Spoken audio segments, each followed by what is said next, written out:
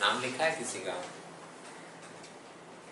Double column cash book किसी का नाम नहीं है, लेकिन एक जो हेडिंग जनरली होता है इन द बुक्स ऑफ हम लोगों को देना चाहिए। डॉट डॉट डॉट कर दे रहे हैं, cash book double column.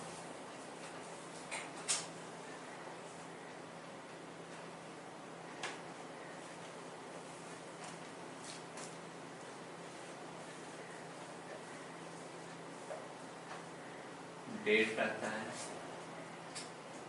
Particulars,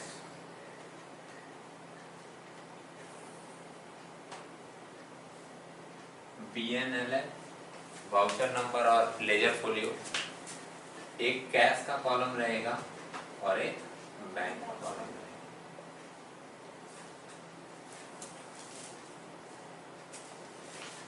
इसको हम लोग डेबिट साइड में रखें, ठीक है। और आप लोग क्या कीजिएगा, पूरा रूलिंग कर लीजिएगा। क्रेडिट साइड में भी सेम रहता है, डेट, पार्टिकुलर्स,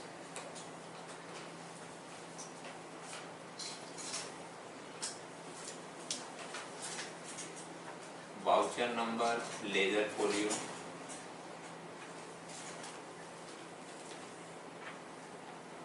कैश और एक bank.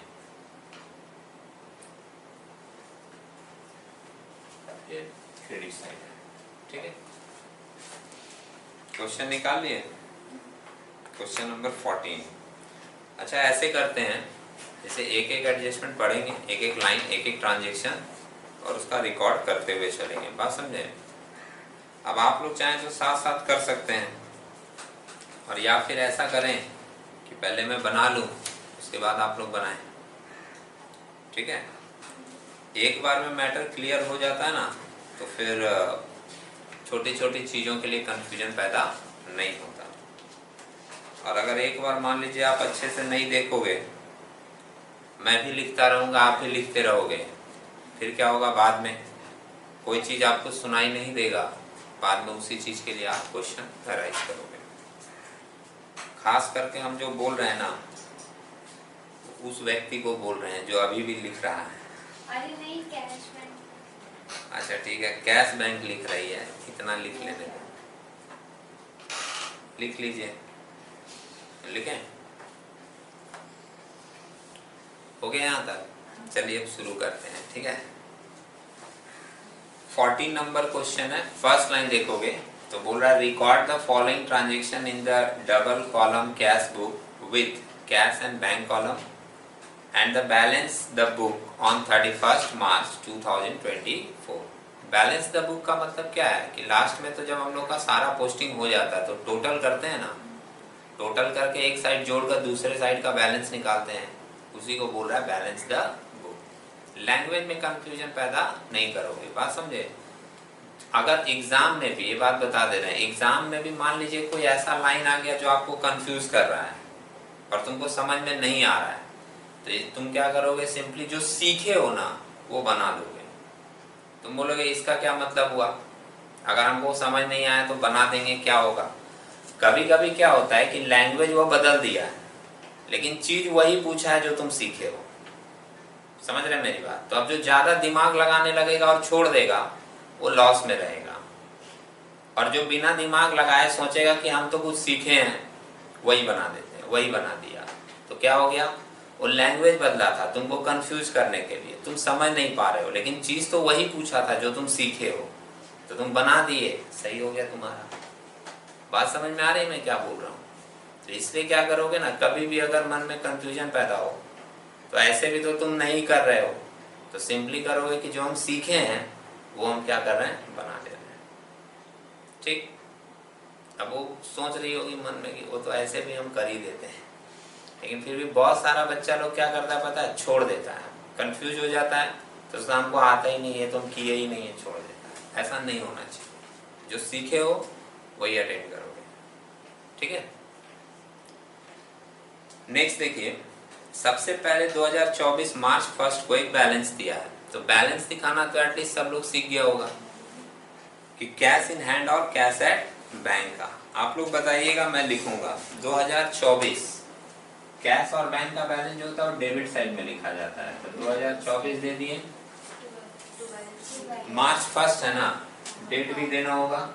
March 1 to balance BD. दिख नहीं रहा है? दिख रहा है ना? टू बैलेंस बीडी कितना कितना दिया है? 3000। और बैंक का कितना दिया है? बोलो 27410 है ना? 27410। 2024 का कार्यक्रम है तो 2024 का ईयर यहाँ पर लिख दे रहे हैं। दिख रहा है ना आपको? फर्स्ट टाइम बोले कि दिख नहीं रहा है, तो हमको लगा कि शायद ना दिख रहा हो बोर्ड। क्लियर है ना अभी? ओके, बैलेंस दिखा दिए। अच्छा, बैलेंस के बारे में एक और बात सुनो, अगर याद रहेगा तो सुन लीजिए, नहीं भी याद रहेगा तो कोई प्रॉब्लम नहीं है। हम दूसरा सम्स बनाएंगे फिर बताएंगे, तीसरे में भी बताएंगे, चौथे में भी बताएंगे। हर सम्स में एक ही बात रिपीट करेंगे, याद हो जाएगा तुमको, समझे? लेकिन अभी एक बार सुन लीजिए, बहुत नॉर्मल सी बात है, छोटी सी बात है। बैंक का जो बैलेंस होता है ना, वो हमेशा डेबिट में दिखाया जाए ऐसा जरूरी नहीं है, क्योंकि बैंक का बैलेंस पॉजिटिव भी हो सकता है, निगेटिव भी हो सकता है।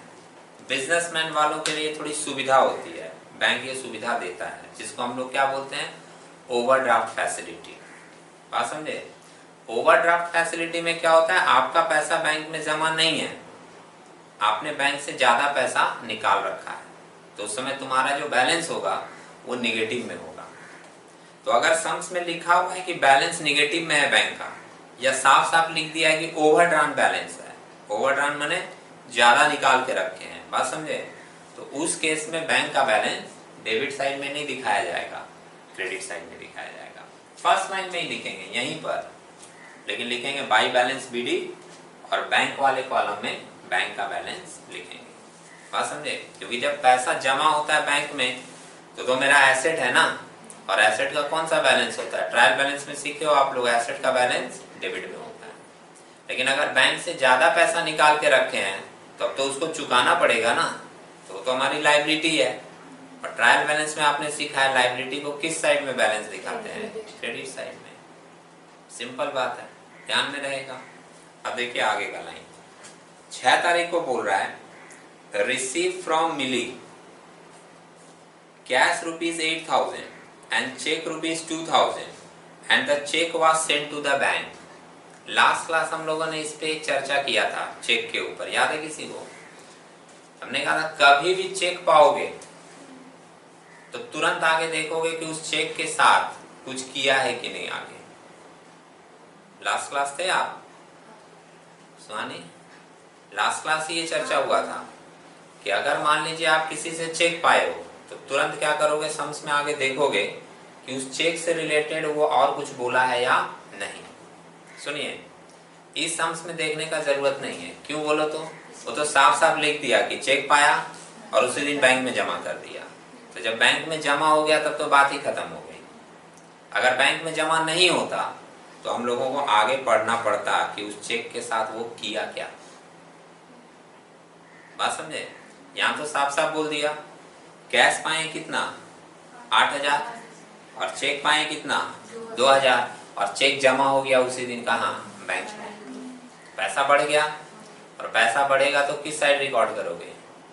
डेबिट साइड में। समझ रहे हैं? जो लोग नहीं आए थे मैं उनको एक बात बता देता हूँ फिर से। कैश बुक का सिस्टम मैंने बताया था कि आपके पास 2 तरीका है, या तो आप जर्नल एंट्री सोच सोच कर रूल फॉलो करके पोस्टिंग करो, ये पहला तरीका है। और दूसरा तरीका क्या है? सिंपल सोचो कि अगर तुम्हारे पास पैसे आ रहे हैं, तुम्हारे पास पैसा बढ़ रहा है तो डेबिट में रिकॉर्ड होगा, और अगर तुम्हारे पास से पैसा जा रहा है, तुम्हारे पास पैसा कम हो रहा है तो क्रेडिट में रिकॉर्ड होगा। बात समझे? अब कुछ दिन सॉरी गुनगुन तुम नहीं आए थे उस दिन, तो इन लोगों ने सजेशन दिया था कि सेकंड वाला ऑप्शन सस्ता है, उसी में हम लोग करेंगे कि पैसा आएगा तो डेबिट में लिख देंगे और पैसा जाएगा तो क्रेडिट में लिख देंगे। बात समझ रहे हो? लेकिन इस ऐसा करने से जो है ना आपको बाद में प्रॉब्लम होगा, इसलिए मैं बोलूँगा बीच में ना जर्नल सोच सोच कर रिकॉर्ड करोगे, इससे आपका जर्नल भी स्ट्रांग हो जाएगा। जैसे ऐसे तो सिंपल समझ गए कि कैश आया डेबिट में रिकॉर्ड होगा, बैंक में भी पैसा बढ़ा डेबिट में रिकॉर्ड होगा, तो मैं डेबिट में ही करूंगा। लेकिन एक बार ये भी सोचे कि इसका जर्नल क्या बनता। जब कैश आया है तो एंट्री बनेगा कैश अकाउंट डेबिट, बैंक में पैसा गया है तो एंट्री बनेगा बैंक अकाउंट डेबिट। समझ रहे हैं? और किससे पाए वो पैसा? मिली से। मिली गिवर है, पर्सनल अकाउंट का रूल है क्रेडिट द गिवर, है ना। तो मेरा जर्नल क्या बनेगा? Cash account debit, bank account debit to Mili account. बात समझ रहे हैं? अब चूंकि कैश और बैंक दोनों डेबिट है जर्नल में, इसलिए पोस्टिंग किस साइड में होगी? Debit side. तो आप जर्नल सोच के भी आराम से पोस्टिंग कर सकते हो। इससे क्या होगा? आपका जर्नल भी स्ट्रांग होता जाएगा। और इतना नहीं सोचते अगर हम लोग, प्रैक्टिस अच्छा हो जाता है, एग्जाम में तो थोड़ा जल्दी जल्दी भी करना पड़ता है ना। सिंपली देखते हैं पैसा आ रहा है डेबिट में रिकॉर्ड कर देंगे, पैसा जा रहा है क्रेडिट में रिकॉर्ड कर देंगे। बात समझे? तो अभी इसको डेबिट में मैं रिकॉर्ड करता हूँ, किसके नाम से करूंगा? मिली के नाम से। 6 तारीख का डेट है ना। 6 तारीख का डेट दे रहे हैं और लिख रहे हैं टू मिली अकाउंट। कैश में कितना पाया? 8000। और चेक में कितना पाया? 2000। बैंक में जमा हो गया। क्लियर है? और एक और बात मैंने बताया था, जो लोग नहीं थे वो ध्यान से सुन लें। कैश बुक में नरेशन भी लिखा जाता है। बात समझे? कैश बुक में हम लोग नरेशन भी लिखते हैं। और इसके लिए मैंने एक पॉइंट और बताया था, याद है किसी को? कि कैश बुक में जर्नल और लेजर दोनों का काम एक साथ होता है।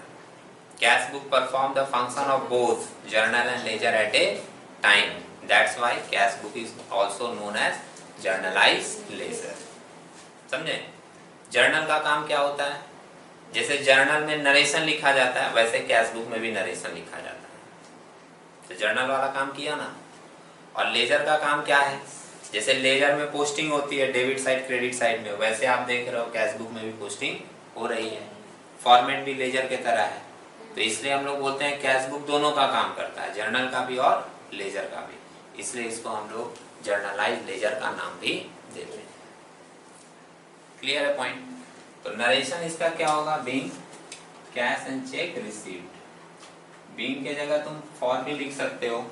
कुछ लोग बोल रहे थे, हर आदमी क्या शॉर्टकट खोजने में लगा है, तो कुछ लोग बोल रहा था बीइंग के जगह फॉर लिख सकते हैं कि नहीं? फॉर भी लिख सकते हैं। ठीक है? Being cash and check received. जो लिखा रहता है ना सम्स में, वही लाइन यहाँ पर हम लोग मेंशन कर देते हैं। नरेशन के बारे में तो जानते होगे आप लोग, वही लाइन उठा के लिख दिया जाता है जो सम्स में है। क्लियर है बात? अगला पॉइंट देखो, डिपॉजिटेड कैश इनटू बैंक। 4000 दिया है क्या? अब इसके बारे में सोचो, कैश आपने जमा किया बैंक में, पैसा कहाँ बढ़ा? बैंक में। तो बैंक का डेबिट में रिकॉर्ड होगा। और कैश से तो पैसा घटा, क्योंकि आप कैश से निकाले तभी ना बैंक में जमा किए। तो बैंक बढ़ा तो बैंक का डेबिट में रिकॉर्ड होगा, और कैश में घटा तो कैश का क्रेडिट में रिकॉर्ड होगा। मतलब इसकी पोस्टिंग दोनों साइड होगी, डेबिट साइड भी और क्रेडिट साइड भी। बात समझे? तो देखिए, जो लोग जान रहे हैं वो लोग बर्दाश्त नहीं कर पा रहे हैं, तो बोल रहे हैं कि the entry which is posted in both side of the cash book is known as contra entry। बात समझे? कैश बुक के दोनों साइड में जो एंट्री का रिकॉर्ड होता है उसको हम लोग नाम देते हैं कॉन्ट्रा एंट्री। ठीक है? तो इसको हम लोग दोनों साइड रिकॉर्ड करेंगे। 8 तारीख का डेट है ना, देखो तो। अच्छा, अभी जैसे तुरंत ये लोग बता दे रहा है एक्साइटेड होके कि कॉन्ट्रा एंट्री है, दोनों साइड रिकॉर्ड होगा। और देखिएगा एक सप्ताह बाद यही लोग पूछेगा, उसमें कंफ्यूजन होता है, किधर कैश लिखें किधर बैंक लिखें, कंफ्यूजन होता है। अब पूछेगा श्योर, इसी क्लास में तुम देखना अगर मैं झूठ बोलूं तो। क्यों पता है? क्योंकि हम लोग कभी कभी कोई चीज जब जल्दी सीख जाते हैं ना, जल्दी सीख जाते हैं तो उसकी बारीकियों पे ध्यान नहीं देते हैं। उसमें क्या गलती हो सकता है इस पर हम लोग ध्यान नहीं देते हैं, और इसी के कारण बाद में फिर कंफ्यूजन पैदा होता है। और याद रखना मेरा ये बात, ऑन रिकॉर्डेड है, होगा। आप खुद एग्जाम के समय पूछोगे, कंफ्यूजन होता है किधर कैश लिखें किधर बैंक लिखें, बहुत झमेला है, समझे। इसलिए पूरी बात सुनिए क्लियरली। अगर आपको कोई चीज आता भी है ना, तो मैं बोलूंगा कि अगर उसके बारे में बताया जा रहा है तो सुनो उसको केयरफुली। हो सकता है कि उसमें आपको कोई एक नया चीज मिल जाए सुनने को, बात समझ रहे हैं। और नहीं भी नया मिलेगा तो आपका जो रिवीजन होगा वो तो स्ट्रांग हो जाएगा ना। गलत बोल रहे हैं क्या? सुनिए, पैसा बढ़ रहा है कहाँ? बैंक में, तो बैंक में रिकॉर्ड होगा। और घट रहा है किधर? कैश से, तो कैश का क्रेडिट में रिकॉर्ड होगा। अब एक बात ध्यान रखिएगा जो आपको बार बार लेजर में भी बताया गया था कि जब हम लोग रिकॉर्ड करते हैं ना तो नाम हमेशा ऑपोजिट लिखते हैं। लेजर करवाने के समय भी आपको कई बार बोला गया था कि जिस अकाउंट में रिकॉर्ड होता है उसका नाम नहीं लिखा जाता है, नाम लिखा जाता है ऑपोजिट। जैसे हम पैसा अभी जमा करेंगे बैंक में तो नाम लिखेंगे किसका? कैश का, लिखेंगे टू कैश अकाउंट। कितना रुपया? 4000 बैंक में जमा हो गया, दिखा? ये ध्यान रखिएगा कि जब भी जिस कॉलम में पैसा डालोगे नाम हमेशा ऑपोजिट लिखोगे। जैसे आप बैंक में जमा किए, नाम किसका रहेगा? कैश का, क्योंकि कैश से पैसा बैंक में गया है। और जो ऑपोजिट साइड हम लिखेंगे मार्च 8 को बाई, यहाँ तो कैश में जाएगा, पैसा घटा है तो बाई बैंक अकाउंट के नाम से आएगा 4000। पैसा कैश में गया क्योंकि कैश में घटा, लेकिन नाम किसका लिखा जाएगा? बैंक का। हाँ समझे। हमेशा एक लाइन ध्यान में रखोगे कि जिस कॉलम में पैसा लिखेंगे उसका नाम नहीं लिखना है, नाम हमेशा लिखना है किसका? ऑपोजिट। ठीक। और एक लास्ट बात कि जब बोथ साइड में रिकॉर्ड होता है तो उसको हम लोग कॉन्ट्रा एंट्री बोलते हैं, तो हम लोगों को वो लिख कर बताना पड़ता है। जैसे यहाँ LF के कॉलम में लिख दोगे C फॉर कॉन्ट्रा, इस साइड भी लिख दोगे C फॉर कॉन्ट्रा। समझ रहे हैं? कॉन्ट्रा एंट्री में दोनों साइड आपको ये लिख के दिखाना पड़ेगा कि ये कॉन्ट्रा एंट्री है। और एक बात, कॉन्ट्रा एंट्री में नरेशन नहीं लिखा जाता, बात समझे। लेकिन कुछ लोगों को मैंने सुना है, वो लोग बोलते हैं नहीं कॉन्ट्रा एंट्री भी होगा तो लिखा जाएगा। कुछ स्कूल वगैरह में भी बताते हैं कुछ मैम लोग, बात समझे। तो उसमें हम जाएंगे नहीं, वो कंट्रोवर्सी का विषय है, समझ रहे हो। वो कौन सही है कौन गलत है मैं नहीं जाऊंगा, बात समझ रहे हैं। मैं सिंपली क्या बोलूंगा कि कॉन्ट्रा एंट्री में नरेशन नहीं लिखा जाता और एटलीस्ट हम फॉलो नहीं करते हैं, मतलब हम कॉन्ट्रा एंट्री में नरेशन नहीं लिखते, बात समझे। अगर आपके ऊपर दबाव बनाया जाए स्कूल में लिखना पड़ेगा तो कोई उपाय है? लिख देना, तो कॉपी तो वही चेक करेंगे, समझे। चलिए, तो कॉन्ट्रा एंट्री में जब आएगा तो हम लोग नरेशन नहीं लिखेंगे। अगली लाइन पढ़ते हैं। पेड सैलरी बाय चेक, दिखा 12 तारीख को, तो पैसा गया है, किधर रिकॉर्ड होगा? 12 तारीख को बाय सैलरी बोलकर लिखेंगे। और पैसा कहाँ दिखाएंगे? बैंक में। चेक से पेमेंट हुआ है ना, कितने का? 3600 का, तो बैंक में दिखा देंगे 3600 और नरेशन लिख देंगे being paid salary, paid.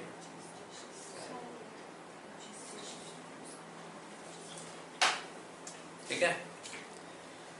Next item देखो, परचेज स्टेशनरी 18 तारीख को, पैसा गया है तो क्रेडिट में रिकॉर्ड होगा, बाय स्टेशनरी के नाम से लिख देंगे। कैश होगा इसका। और अमाउंट हम लोग इसका दिखाएंगे कैश। चेक से तो दिया नहीं है, बीइंग परचेज स्टेशनरी।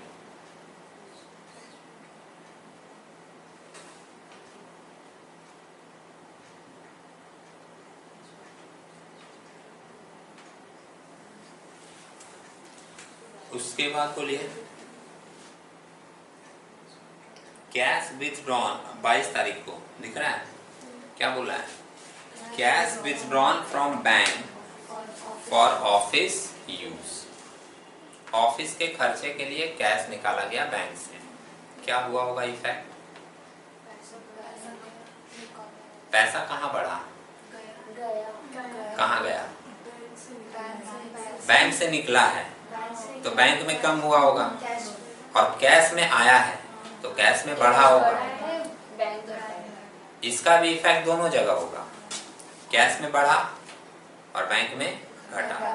तो कैश में बढ़ा तो रिकॉर्ड डेबिट साइड में होगा, इस बार कैश का डेबिट में होगा, क्योंकि बैंक से निकाले हैं और कैश में लाए हैं, तो कैश बढ़ा है, कैश के डेबिट में रिकॉर्ड होगा। कितना तारीख है? 22, 4700 है, तो 22 तारीख का डेट दिए, टू बैंक अकाउंट लिखेंगे, है ना, और कॉन्ट्रा भी लिखेंगे क्योंकि इसका भी इफेक्ट दोनों साइड होगा, और कैश में लिखेंगे कितना? 4700। कैश बढ़ गया, दिख गया आपको।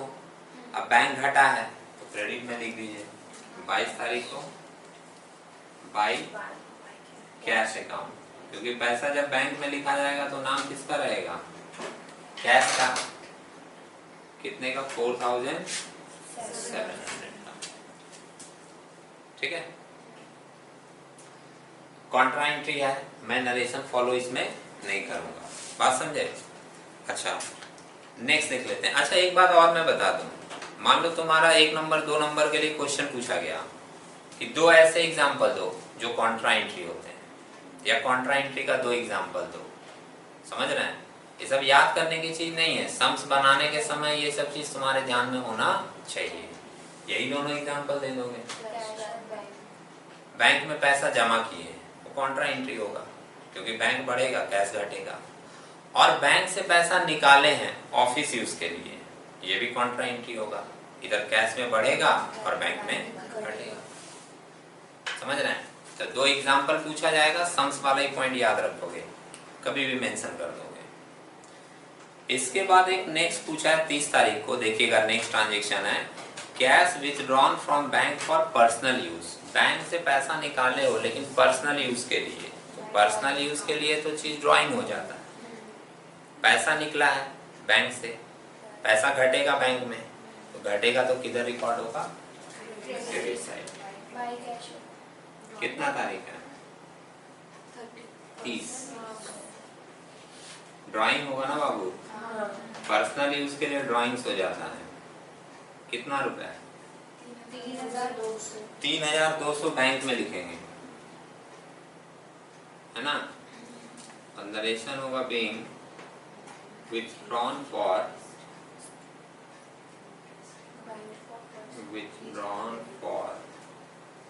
personal use,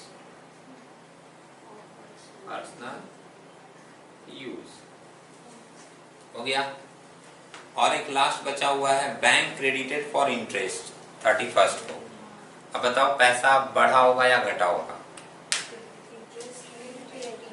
बैंक वाला इंटरेस्ट देगा तो आपका तो पैसा बढ़ेगा ना, और कहाँ बढ़ेगा पैसा? बढ़ेगा तो डेबिट में ही लिखेंगे, लेकिन बढ़ेगा कहाँ? कैश में या बैंक में? बैंक में बढ़ेगा। समझ रहे हैं? क्योंकि बैंक वाला जब इंटरेस्ट देगा ना तो डायरेक्ट आपके अकाउंट में ही पैसा डाल देगा, वहीं पर बढ़ा देगा। ऐसा नहीं कि तुम्हारे घर पहुंचेगा, दरवाजा खटखटाएगा, ये लो इस महीने का इंटरेस्ट, ऐसा नहीं है। तो बैंक जब भी कुछ पैसा देगा या काटेगा तो सोचो कि उसका इफेक्ट वो कहाँ पर डालेगा? बैंक में डालेगा। अब बैंक वालों ने इंटरेस्ट दिया है, मतलब बैंक में मेरा पैसा बढ़ गया है, तो पैसा बढ़ गया बैंक में तो डेबिट में रिकॉर्ड कर देंगे। 31 का डेट है ना, डेट दे देंगे 31 का और लिख देंगे टू इंटरेस्ट अकाउंट। कितने रुपए का है? 200।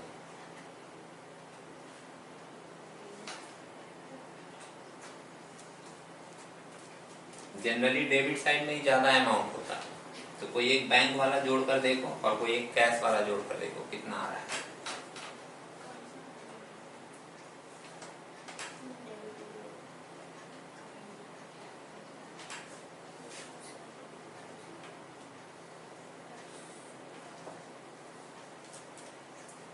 थोड़ा एक लाइन का स्पेस देकर ही टोटल हमेशा।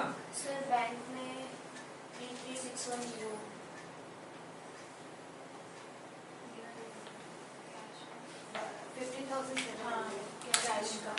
ओके, कैश में तो 8 3 11 और 4 15, कैश में 15,700 दिख रहा है हमको, है ना।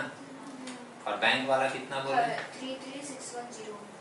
27 2 29 और 29 और 4 33, 33,610 आ रहा है मेरा। हाँ वही तो बोले। थैंक बाबा। 33,610।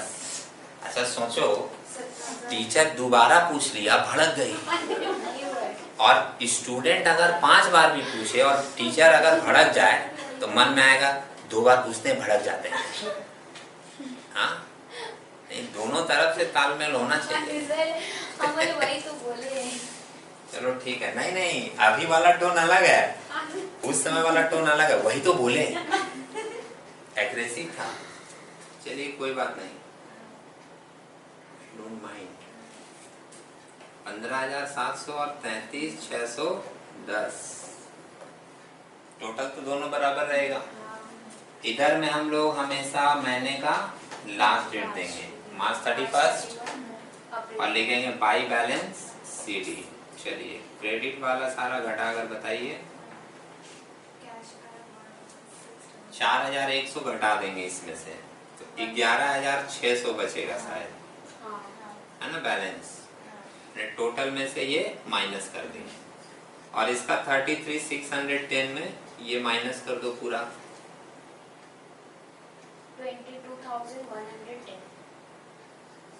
110 हम एक ही बार में लिख दिए, इस बार दोबारा पूछने का गुस्ताखी नहीं किए, तुम लोग खुद चेक कर लेना, ठीक है। ये जोड़े हैं और ये घटाए हैं तीनों, तो बैलेंस आया कितना? 22,110। अब ये CD बैलेंस को क्या करते हैं? DD करते हैं। हाँ, इसमें तो नेक्स्ट डेट आ जाएगा ना, तो मार्च 31 के बाद आ जाएगा अप्रैल 1 और लिखेंगे 2 बैलेंस BD, है ना। 11,600 ये वाली और 22,110 ये वाली, इस DD को हम लोग वहाँ ड्रॉप डाउन कर देते हैं। क्लियर है? अभी आप लोग इसको एक बार नोट कर लीजिए, फिर हम लोग दूसरा सम देखते हैं।